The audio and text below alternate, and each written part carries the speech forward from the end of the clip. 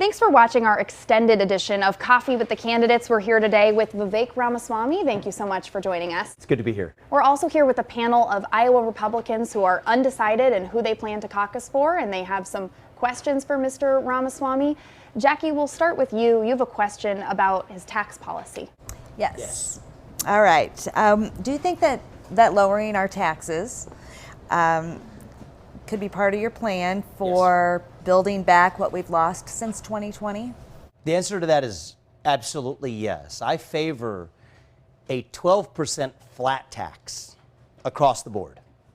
Ordinary income, capital gain, corporate, estate, doesn't matter. 12% flat tax across the board.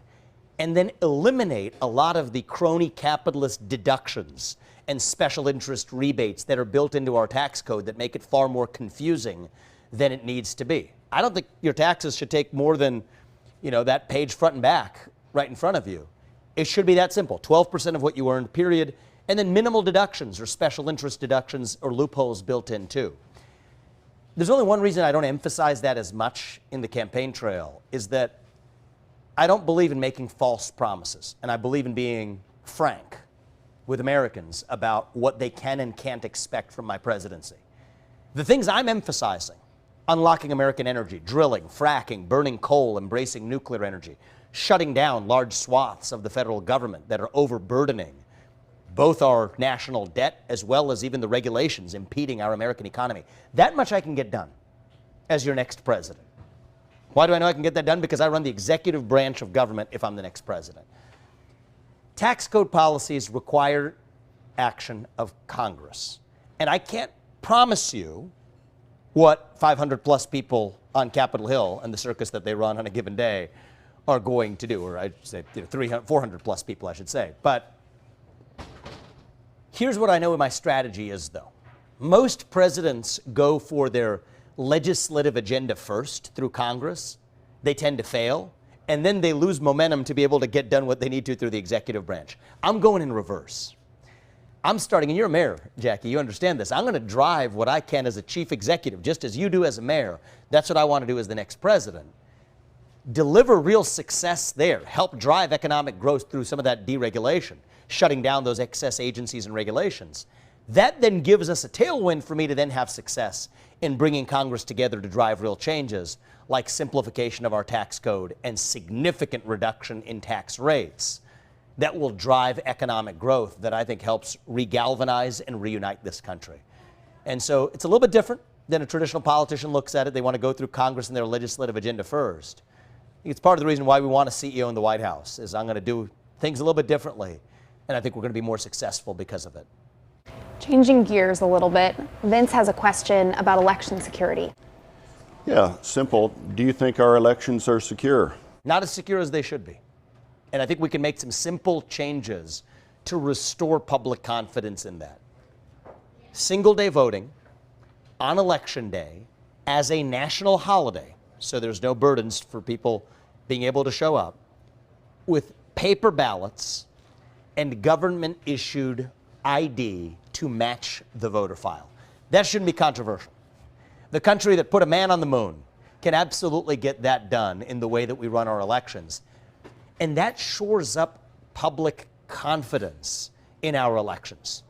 If public confidence in our elections is a major risk, great. This is a way that Republicans and Democrats can agree we're moving forward past the debates about election integrity and election security. And so, speaking as a Republican candidate for president, I'll do my part. If we achieve those basic milestones, single day voting on election day as a national holiday with paper ballots and government issued voter ID to match the voter file, then I will do my part to lead all Americans, including Republicans, to move past any bickering about election fraud or ballot fraud or election security. That's how we reunite this country. And I think that's the kind of leadership it's going to take. Not backward-looking grievance, but actual productive solutions that we can deliver to tie these issues up so we can move forward as one nation under God again. And that's how I'll do it for election security. As we mentioned earlier, Jackie is the mayor of Montezuma. She has a question for you about local government. I do. Poweshiek County, all of our communities surrounding Grinnell, we have farms, and we have manufacturing plants, and we have small businesses.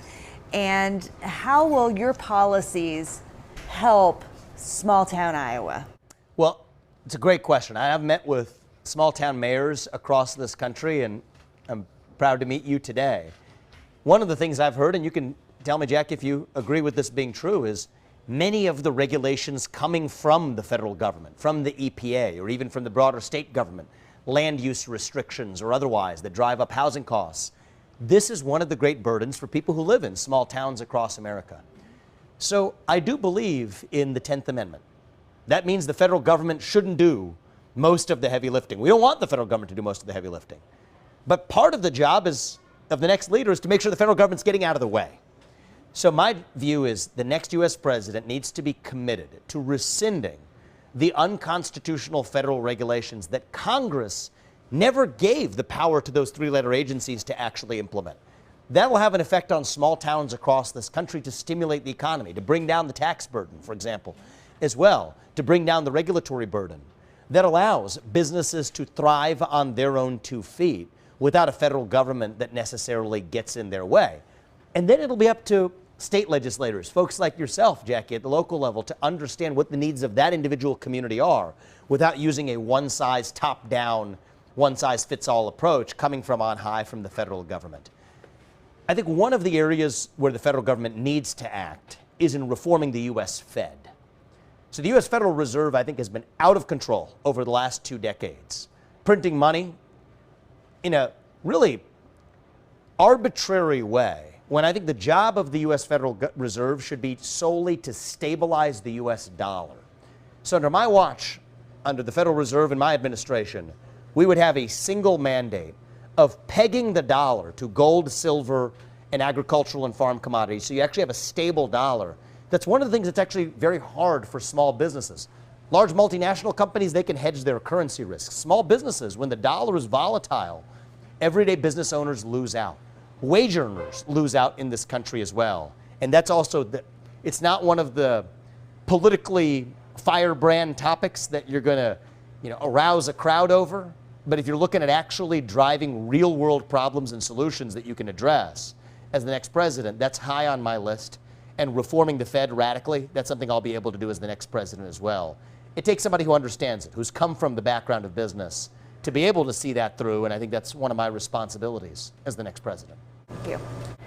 You talk a lot about your vision to drastically reduce the federal workforce if you were president. I know Lloyd had a question specifically about the impact on veterans. I know 30% of federal employees are veterans.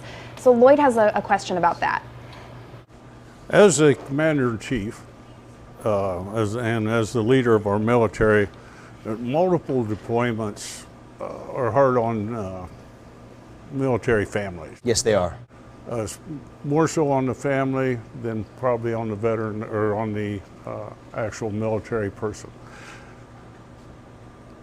Because of that, and because of the various things that I'm involved with, the American Legion, the Veterans of Foreign Wars, the Elks, what is your plan to support our active military and our veterans and provide them with a quality of life that they justifully deserve? Lloyd, I wanted to thank you not only for your service in the military, but for your volunteer service now to take care of our veterans. And we were talking about this a little bit off air. The reason why young people don't serve in the military at rates that are high enough now, 25% recruitment deficit, is that they're not stupid. They see if this is how you treat veterans on the back end, no, there's no motivation to actually end up serving on the front end. This is a job of the commander-in-chief. One of the things we need to do is to reform the VA. I think the VA has really left our veterans hanging in a way that we can actually solve. We need meritocracy in who actually works at the VA. The loss in the continuity of care. The number of veterans I've talked to in this country who pick up the phone and get one person looking after them at the VA, a doctor or a nurse or somebody who's helping them through their PTSD. And then the next week it's somebody different. Over the course of a year might have 12, 13, 14 people that they're working with. That's actually one of the predictors of veterans turning to drugs or to alcoholism or fentanyl or at worst suicide, with upwards of 40 veterans per day committing suicide. That is a solvable problem if we actually run the VA meritocratically. It's part of one of the things I've said is I want to get rid of these civil service protections, but to instill meritocracy in who actually gets ahead in that federal bureaucracy, including at the VA. So that's one of the things we'd be able to do. And this is, I know, a bit of more of a radical idea, but I am open to a serious discussion about the VA even being owned by veterans. Let's get it out of the federal government itself. Give ownership to the veterans who have actually served. Make it a self-owned cooperative that's actually accountable to the people who it's supposed to serve. These are the kinds of ideas we're going to need to seriously talk about to serve our veterans in this country. And lastly, when people are leaving the military, one of the steps that we miss is workforce skills training. Yes, there are a lot of valuable skills you gain in serving in the military, but just going a little bit further by actual workforce preparation, boy, would we help a lot of veterans stand on their own 2 feet as they enter the civilian workforce. And it is staggering that we're not doing it today. That's a failure of the Department of Labor. That's a failure of a Department of Education that spends $80 billion on subsidizing 4-year college degrees without basic workforce training, both for kids graduating from high school or for people returning to the civilian workforce from the military alike. Those are practical solutions, but practical solutions that will allow our veterans to thrive. And that's how we regain our national pride and our national identity, by saying we are a country that, yes, serves back the people who have served us. And I think that's something we need in the next Commander-in-Chief to revive that missing national pride in our country. Jackie has a question for you on another topic. She wants to talk a little bit about health care. Yes. President Trump said that he was going to get rid of Obamacare, and it's clearly still here. What is your plan for health care? I think Obamacare has been a disaster. It has driven up health care costs in ways that were actually predictable. Sadly, the predictions have played out. Here's my simple changes that we can drive. One is the cost of bringing a new medicine to market is way too expensive, and that's by design. Why is it by design? This happens to be an area I know a lot about. I built a biotech company, oversaw the development of 5 FDA-approved medicines, one of which is life-saving in kids, another one for prostate cancer, certain other areas. Big Pharma has a vested interest in keeping those costs high, because if they were lower, if the burden of bringing a new medicine to market were lower, that would allow more competitors to enter the game, which erodes the monopoly profits that pharma enjoys today. That's corrupt. And what we need is to say we embrace medical choice across the board. Think about the hypocrisy of a federal government that on one hand says it has to take 10 years and billions of dollars to develop a new medicine for it to be safe. You don't even have the right to try it unless it gets through that process. Yet that same federal government also is the one that says, except sometimes, if it's a vaccine we shepherd in during the COVID pandemic in 9 months, you have no choice but not to take it. That's hypocrisy. You can't believe both those things at the same time. So I believe in medical choice, and I believe in streamlining the process of bringing new medicines to market. That brings more competition that, yes, will erode some of Big Pharma's profit margins, but brings down healthcare costs for this country. The other thing we need to do, and it's a formula I'm using across the board, from education to healthcare, drain the lifeblood out of the bureaucracy. Use that cost to put money in the hands and pockets of everyday citizens across this country. If it's parents, shut down the Department of Education, put that money in the hands of parents who can send their kids to the best schools. In the area of healthcare, look at the wasted money in the Center for Medicare and Medicaid Services, CMS, just in the bureaucracy. You could actually buy good private health insurance for many people who are on Medicaid, who can't afford private health insurance otherwise. That's a far better solution through the private market rather than through the central command and control system in the federal bureaucracy. So if there's one thing you take away from my presidency, or what I would do in my presidency, we will shut down the bureaucracy. We will thin out the federal bureaucrats, save that money, put it back in the pockets of people across this country. And that'll take an actual CEO, an outsider, to get that job done. I know you mentioned the FDA there, and Vince had a question about the FDA. Do you have any other questions about that? You know, he answered it somewhat already. I was going to ask you your opinion on the FDA and all the corruption that you mentioned that goes on within Big Pharma and the whole pharmaceutical industry. I would flip that a little bit. I was going to ask a question on artificial intelligence. I've heard that could be a useful tool maybe in that industry as well as Yes. others. So I wondered what you thought of it and how do you think, it should be developed and used?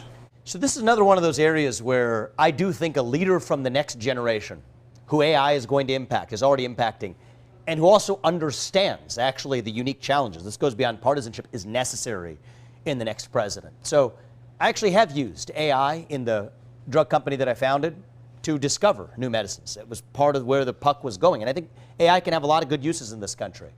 But there are also real risks. The real risks is when it comes to interfacing with people, people's interface with AI, especially kids.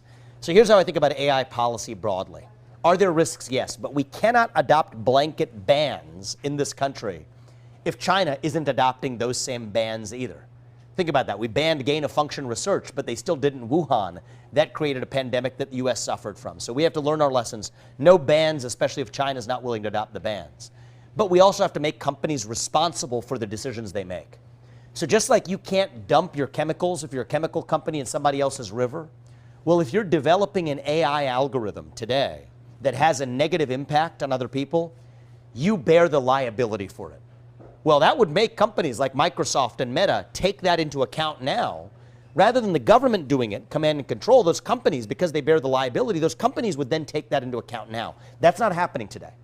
And that's a very pragmatic solution. You haven't heard it from either party, but that's the kind of solution we're going to need to be able to make sure we're not banning something that could have good uses, but cause companies to take into account the risks that they face. And a final thought I'll leave with you on AI is, so I'm a tennis fan, okay? I used to watch professional tennis. I was a ball boy. That was my first job I ever had. The line judges used to be human beings. Today, the line judges are AIs, not made by human beings. But in the first generation of the AI, you know what you could see? It would make wrong calls. You could just see it with your eyes. But John McEnroe and Jimmy Connors, they used to argue with the line judges. Well, now when the AI starts making the call, what happened? Even if it's a bad call, they stop arguing. So what does that say? Now you go to ChatGPT, just try typing it in. How do you fight climate change or racial injustice? It gives you a factual answer as though it was converting Fahrenheit to Celsius. That's the real danger of AI, is that people bend the knee to a new master. And this is a longer conversation, but one of the best ways to protect ourselves against the risks of AI is actually to revive true faith in this country, faith in God. And that's a longer conversation. But that's something that if I'm getting to the truth of the matter, that's an important part of the conversation we need to be having. I think Lloyd has a question for you about the global nuclear stockpile. He pointed out Russia, China, Pakistan, India, North Korea, all of them have increased their nuclear stockpile in 2022, in 2023. Is a question for you about that. Based on that reporting and other factors that are going on with China and Russia, various ones, how do you plan to deal with them and the Middle East countries as you go forward? So here's my foreign policy in a nutshell. Avoid World War III, declare economic independence from our adversary, Communist China, and then protect the homeland. Right now, Russia and China, they're in an alliance, and they outmatch us. They have hypersonic missiles that can carry nuclear weapons that could hit the United States. So I'm focused on leading as a member of a new generation, different from the foreign policy establishment in both Republican Party and Democratic Party, that have left the U.S. vulnerable to those threats. So my top priority as Commander-in-Chief for military spending is going to be to protect the homeland. Missile defense systems that were badly lacking. Border defense systems that were badly lacking. Cyber defense, super EMP, electromagnetic pulse defenses that are lacking. There could be electromagnetic pulse attacks that take out our entire electric grid in a matter of days that we're vulnerable to. Space-based defense capabilities. Russia and China have space-based capabilities that we don't. We're naked, we're vulnerable. And so I think it is shameful that we have spent $3 trillion in wars from Iraq to Afghanistan. I think that many Republicans are at risk of making the same mistake over again, even other Republicans in this race, without protecting the homeland first. That's what's different about me. We have a very clear plan and vision of how to do it. And the last thing I will say, and this one's really important, is our own military supply chain, the F-35s that we make in our Air Force. that depends on China to provide the parts. Think about that. The very reason we're building up that stockpile is, God forbid, the scenario of a conflict scenario with China. We can't depend on our adversary. We never depended on the USSR in the last Cold War for our own military supplies. We shouldn't depend on the Communist Chinese Party today for those either. And I do think it's going to take an outsider and a leader from a different generation to avoid the messes that the last generation of experienced foreign policy professionals got us into. And that's my special responsibility as an outsider and a leader from a different generation, to actually lead us as Commander-in-Chief in a way that avoids World War III rather than marching us into it.